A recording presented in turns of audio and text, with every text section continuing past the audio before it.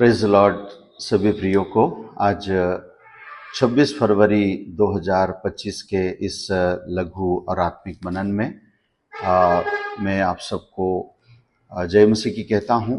और मेरे प्रियो, आज का वचन जो हमारे मनन के लिए है वो है रोमियो उसका 12वां अध्याय और उसका 2 पद।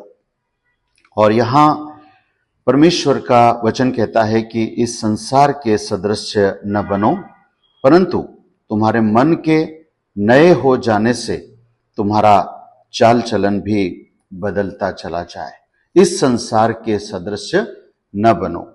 तो हम यहां पर अगर इस वचन को समझने का प्रयास करें मेरे प्रियो, तो हमारे जीवन का जो सबसे बड़ा पावर हाउस है वो है हमारा सोचने और समझने का केंद्र, हमारा दिमाग। और जो भी आज हम हैं, जिस रूप में लोग आज हमें जानते हैं, देखते हैं, एक्चुअल में हमारा वो व्यक्तित्व हमारे विचारों के द्वारा बाहर प्रदर्शित होता है। और जो कुछ हमारे दिमाग में चलता है वैसे ही हमारे शब्दों में, हमारे जीवन जीने के ढंग में, हमारे चाल चलन में वो बातें आती चली जाती है। इसलिए प्रभु का वचन कहता है कि तुम्हारे मन के नए हो जाने से तुम्हारा चाल चलन बदलता जाए। तो अगर आपको बाहरी रूप से अपने आप को बदलना है तो क्या करना पड़ेगा? कपड़े बदलना है? नहीं। हम अपना चेहरा नहीं बदल सकते हैं, है ना? लेकिन हमें अपने विचारों को बदलना पड़ेगा, हमें अपने अंदर के थॉट पैटर्न को बदलना पड़ेगा। और जो भी हम फोकस करते हैं हम उसको फॉलो करना भी चालू कर देते हैं।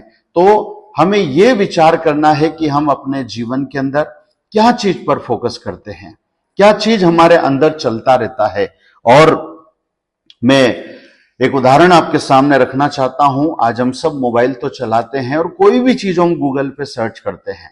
आपने किया भी होगा और नहीं भी किया हो तो आप कोई भी चीज को लेकर सर्च कीजिए, आप 2-3 दिन के अंदर उसी टाइप के एडवर्टाइजमेंट आपको सोशल मीडिया पर, फेसबुक के ऊपर या गूगल के एडवर्टाइज के अंदर आप वो देखना चालू कर देंगे जो आपने सर्च किया। मान लीजिए आपने सर्च किया कि मुझे एक वॉशिंग मशीन खरीदना है, तो आप सर्च करेंगे बेस्ट वॉशिंग मशीन। 2-1 दिन या 2-1 आप बार उसको पढ़ लीजिए और उसके बाद ऑटोमेटिक नीचे वही एडवर्टाइज आना चालू हो जाएंगे। क्यों? क्योंकि गूगल को यह पता चल गया है कि आपको इस चीज की जरूरत है और आप ये चीज को ढूंढ रहे हैं, और इसलिए वो आपके थॉट पैटर्न के अनुसार आपको वो चीजें दिखाना चालू कर देगा। तो ये एक उदाहरण है मेरे प्रियो कि हमारे व्यक्तित्व का छवि बाहर प्रदर्शित हो रही है। और इसलिए प्रभु का वचन कहता है कि इस संसार के सदृश्य न बनो। जबकि हम क्या कर रहे हैं? लगातार अपने आप को हम संसार के साथ कंफर्म कर रहे हैं। जैसे दूसरे लोग जी रहे हैं हम भी वैसे ही जीना चाहते हैं। और आज टेलीविजन हो गया, टेलीविजन के धारावाहिक हो गए, या कहना चाहिए कि जो भी गलत बातें आज संसार में चल रही है, यदि अधिक से अधिक हम उसके बारे में विचार करेंगे तो वो हमारे विचारों को शेप देना चालू कर देगी। तो प्रैक्टिकली यदि देखा जाए तो इस संसार के सदस्य न बनने के विषय में मैं कुछ विचार आपके सामने रखना चाहता हूं। आप किस हद तक दूसरों को अपना जीवन नियंत्रण करने देते हैं? आप मालिक हैं अपने जीवन के। आपको प्रभु ने एक अलग व्यक्तित्व बनाया है, लेकिन ये देखने में आता है कि आज बहुत सारे लोगों का जीवन दूसरों ने हाईजैक कर लिया है। आज बहुत सारे लोगों के जीवन को दूसरों ने हाईजैक करके रखा हुआ कि रिमोट दूसरों के पास है और हम उनके अनुसार एक तरह से वो रिमोट दबाते हैं और हम चलना शुरू कर देते हैं, क्योंकि हमने अपने जीवन की चाबी दूसरों को दे दी है। मेरे प्रियो, कभी मत दीजिए। आप अपने जीवन को, अपने विचारों को दूसरों से प्रभावित मत होने दीजिए। और आज संसार और दुनिया के अंदर देखने में आता है कि हमारे विचारों को नियंत्रित करने के लिए आज हजारों करोड़ रुपए एडवर्टाइज के द्वारा मीडिया के ऊपर आज खर्च किए जा रहे हैं ताकि हम वही सोचे जो दूसरे हमें सोचने के लिए चाहते हैं, हम वैसा सोचना शुरू कर दें।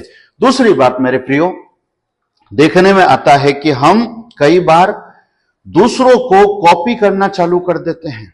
हमें अच्छा लगता है कि अरे मैं उसके समान बनना चाहता हूं, मैं वैसा दिखना चाहता हूं, मैं वैसे बात करना चाहता हूं, लेकिन दूसरों को अपने जीवन में हमें कॉपी नहीं करना है। किसी दूसरे के समान बनने का प्रयास आप कभी मत कीजिए, उस पर मेहनत कभी मत कीजिए। क्यों? क्योंकि परमेश्वर ने आपको जो बनाया है, आप बहुत स्पेशल है। आपकी आंख की पुतली कोई दूसरा नहीं बना सकता, आपके हाथों के फिंगरप्रिंट कोई दूसरा नहीं बना सकता है। तो आप क्यों अपने आप को दूसरों के समान बनने के लिए मेहनत कर रहे हैं? मत कॉपी कीजिए किसी को, आप जैसे हैं वैसे ही अपने अंदर एक परिष्कृत हो जाइए, एक रिफाइंड हो जाइए, एक अच्छे बन जाइए। और मेरे प्रियो, जब हम दूसरों को कॉपी करना शुरू कर देते हैं तो एक तरह से ये परमेश्वर का अपमान है, क्योंकि परमेश्वर ने हमें जैसा बनाया हम उसमें संतुष्ट नहीं है और हमें दूसरों में वो नजर आता है कि मुझे ऐसा बनना था। इसलिए परमेश्वर का वचन कहता है, do not copy, do not conform और do not try to be like anyone else. किसी दूसरे के समान बनने का प्रयास मत कीजिए। परमेश्वर के वचन से अपने विचारों को हर दिन नया कीजिए, रिफाइन कीजिए, और जब ये प्रभु का वचन हमारे विचारों में होगा तो हम एक बहुत आकर्षक व्यक्तित्व के रूप में शेप